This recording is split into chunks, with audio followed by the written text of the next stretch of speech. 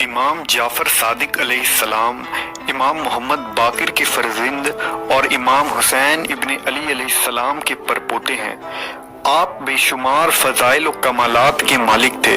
فقہ، حدیث، تفسیر اور بہت سے علوم میں آپ کا علمی مقام بلند ہے۔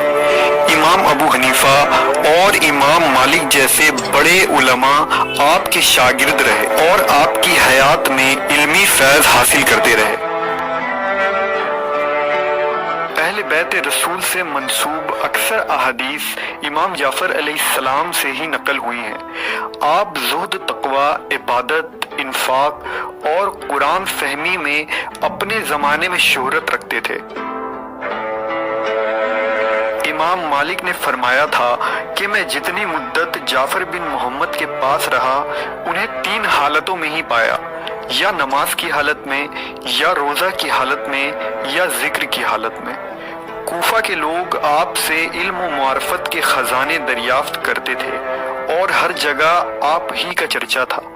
جب رمضان کا مہینہ آتا تو آپ اس کا بہت ہی شوق سے استقبال کیا کرتے۔ آپ سے بے شمار مسنون دعائیں نقل کی گئی ہیں جن کو آپ ماہ رمضان کے دنوں اور راتوں میں پڑھا کرتے تھے۔ امام جعفر علیہ السلام کا روزے کے متعلق ایک مشہور ارشاد ہے۔ آپ نے فرمایا کہ یہ جو اللہ نے فرمایا ہے کہ صبر اور نماز سے مدد حاصل کرو، اس میں صبر سے مراد روزہ ہے۔